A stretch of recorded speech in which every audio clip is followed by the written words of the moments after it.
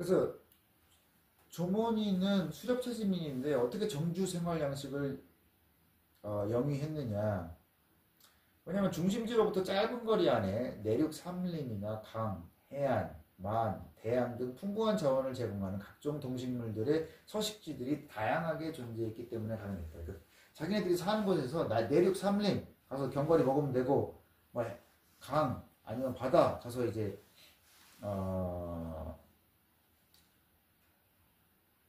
수산 식량들을 이제 먹을 수가 있었다는 거죠. 조몬인 수렵채집 그 사회는 수렵채집민 역사에서는 유례를 찾을 수 없을 만큼 인구 밀도가 높았다. 그리고 이제 어디에 특히 많았느냐? 견과류가 풍부한 숲하고 연어가 많은 강이 있고 먹을 것이 많았던 바다가 있던 중부와 북부에 몰려 살았다. 그래서 일본 중부하고 북부에 조몬인들이 굉장히 높은 인구 밀도를 유지해서 살고 있었다는 거죠. 조몬 일본은 대체로 만년 동안 외부와 처등되어 있었다. 대륙 사이에 바다가 넓게 있어가지고. 그래서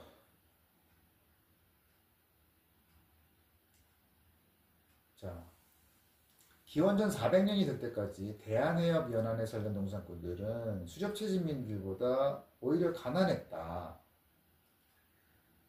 왜냐? 따뜻한 중국 남부지방에서 기르던 벼는 그보다 훨씬 서늘한 한국을 향해 천천히 북상하며 전파되었다. 그러니까 이제 중국 남부지방에서 기르던 벼는 더 더운 지방에서 자라날 수 있는 벼인데, 그것이 이제 변이를 일으켜가지고 변종이 생겨서 서늘한 날씨에서도 자라는 그런 벼가 나와야 된단 말이죠. 그때까지 그게 나올 때까지는 농사꾼들이 더 수렵채집민들보다 더 가난했다라는 거죠. 이삭이 추위에 적응하도록 개량되기까지 많은 시간이 걸렸다. 그래서 한국 초창기 벼농사는 물을 댄 논이 아니고 마른 땅에서 했다. 그게 뭐예요? 생산량이 떨어졌다는 거죠. 그래서 한국 초기 농업 생산량은 조몬의 수렵채집에 견줄 바가 못 되었다. 그래서 이제 일본사의 결정적인 두 가지 변화 중 두 번째가 뭐냐? 첫 번째는 뭐였어요? 토기를 사용한 조모님. 자, 두 번째는 기원전 400년 한반도 남부로부터 도래한 새로운 생활 양식과 함께 촉발된 인구 폭발이다. 한반도 남부에서 뭐겠어요? 벼농사를 함으로써 생산성이 높아가지고 그것이 이제 일본으로 들어오면서 인구 폭발이 일어난 그런 거라는 거죠. 자, 그래서 그 새로운 양식은 어디서 나타나냐? 한국과 대한해협을 두고 바로 맞닿아 있는 일본의 남서북부 끝자락에 있는 규슈의 북쪽 해안에서 처음 나타났다. 한국에서 들어왔다라는 거죠. 새로운 요소 중에서 가장 중요한 건 뭐냐? 일본에서 처음으로 철기가 사용됐다. 그리고 농경 문화가 자리를 잡았다. 그래서 고고학자들은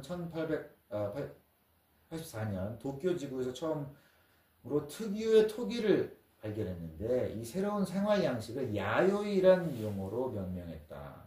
그러니까 한국 쪽에서 들어온 이 문화를 야요이 문화라고 한다. 조문 토기와 달리 야요이 토기는 동시대 한국산 토기와 매우 유사한 형태를 보이고 있다. 그게 무슨 말이에요? 한국에서 들어간 거다.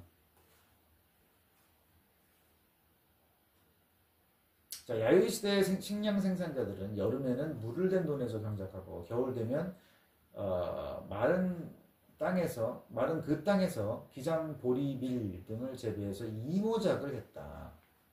여름에는 벼농사, 그 다음에 이제 겨울에는 기장, 보리, 밀 농사 이렇게 했다는 거죠.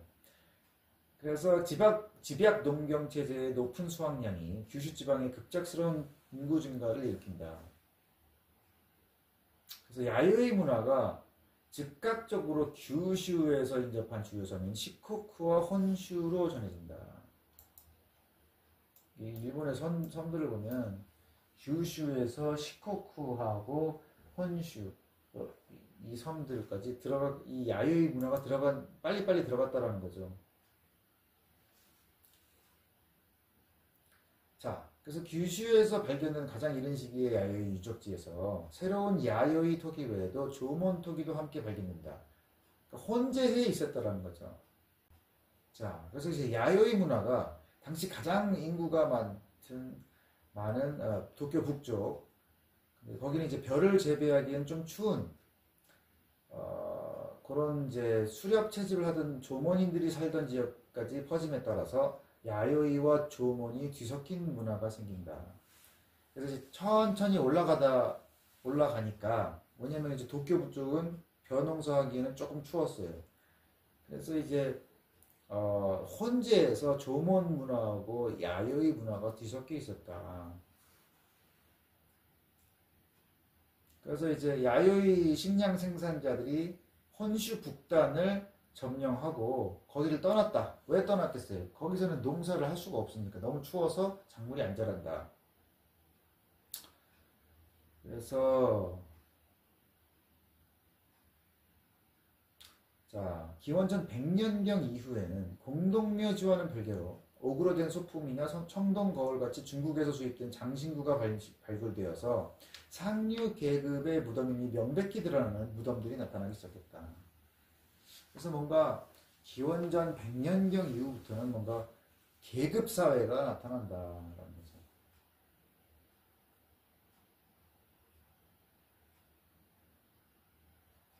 자, 야요이 시대의 인구 증가가 지속되고 물이 필요한 벼농사에 적합한 좋은 늪지대나 물을 댈 수 있는 평원이 메워지기 시작하면서 전쟁이 발생했음을 뜻하는 고고학적 증거가 점점 많아진다.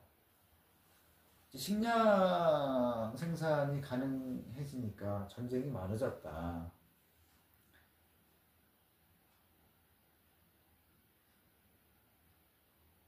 그래서 이제 고고학적 발굴하고 별로 있기는 있지만 별로 없는 그런 기록을 통해서 300년에서 700년에 이르는 기간 동안에 정치적으로 통일된 일본이 나타났다라는 사실을 짐작할 수 있다.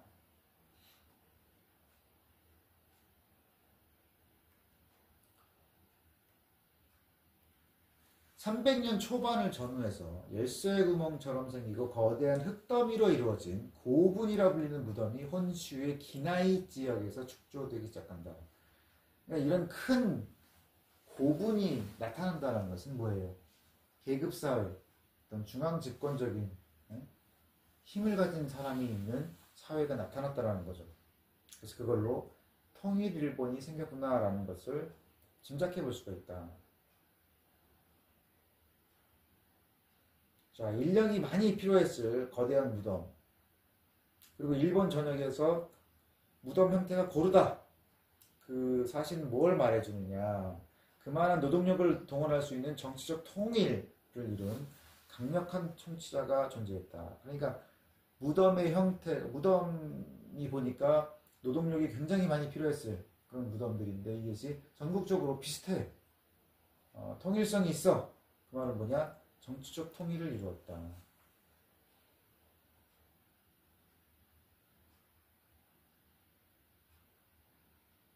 자, 최근에 분자 유전학자들이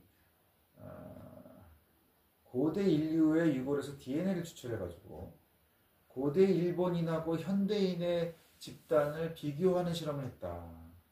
그래서 보니까 조몬인하고 야요인의 골격이 쉽게 구분되더라.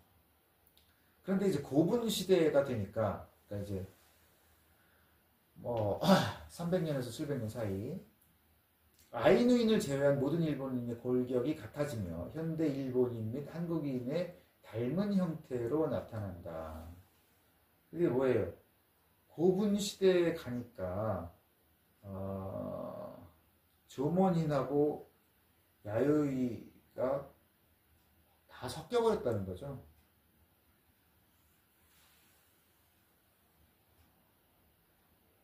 그래서 이제 현대 일본인이 한국인과 비슷한 야요인, 그 다음에 아이누인과 비슷한 조몬인의 혼혈이라는 가정을 일단 해보고 유전학자들이 이 유전자 그룹의 상대적인 구성 비율을 보니까 한국 또는 야요이인 쪽이 우세했다. 그렇죠? 그러니까 지금 현재 일본에 살고 있는 사람들 중에 한국으로부터 영향을 받은 그 야요이 문화 쪽 사람들이 더 많다라는 거죠.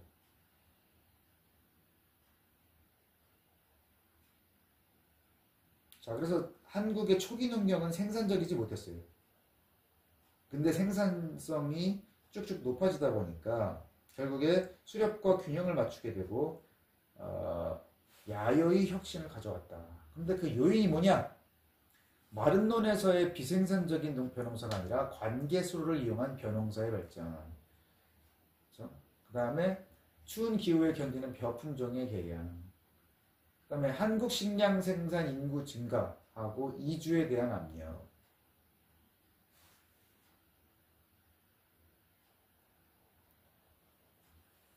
한국에서 식량 생산이 증가가 되니까 인구가 많아지니까 사람들이 이제 딴 데로 떠나야 되는 거죠. 너무 사람이 많으니까. 그래서 그것이 야요이 혁신을 가져왔다. 나무삽과 괭이, 변호사에 필요한 다른 기구 등을 대량으로 생산할 수 있게 한 철기의 발달, 이런 걸로 인해서 생산성이 발달해가지고 야요이 혁신을 가져왔다.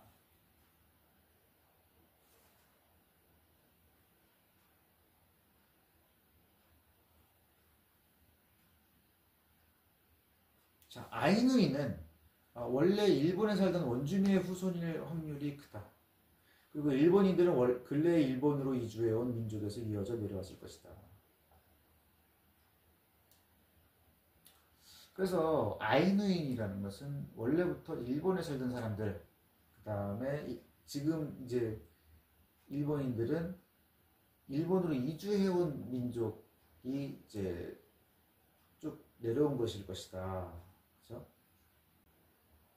그런데 일본인이 멀지 않은 과거에 규슈 지방에서 아이누인과 닮은 조몬 토착민하고 한국에서 온 야오요이 침략자들의 혼혈에서 유래한다 라고 한다면 일본어와 한국어는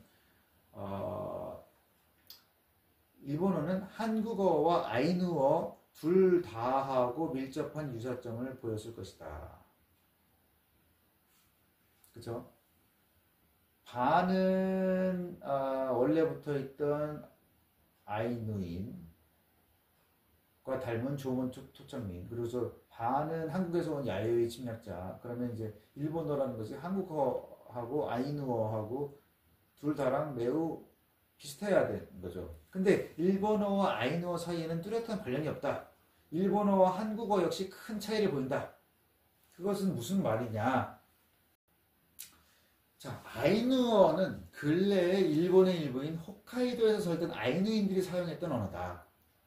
홋카이도의 조몬인, 그러니까 옛날에 살던 사람들 역시 아이누어와 비슷한 말을 썼을 가능성이 크다. 규슈의 조몬인은 분명 다른 언어를 썼을 것이다.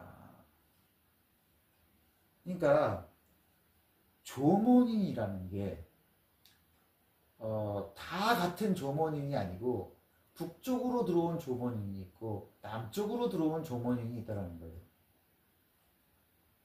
이게 무슨 말이냐? 사람들은 달랐는데 그 문화만 같았다라는 얘기죠. 규슈의 남쪽 끝에서 홋카이도의 북쪽 끝까지 일본 열도의 총 길이는 2,400km에 달한다. 굉장히 길다라는 얘기죠. 이로 인해 조몬 시대에는 도구 제작 기술과 토기 형태가 지역에 따라 매우 다양하게 나타났다. 그러니까 조몬 문화, 같은 조몬 문화라고 하더라도 굉장히 다양한 차이점이 있었다는 거죠.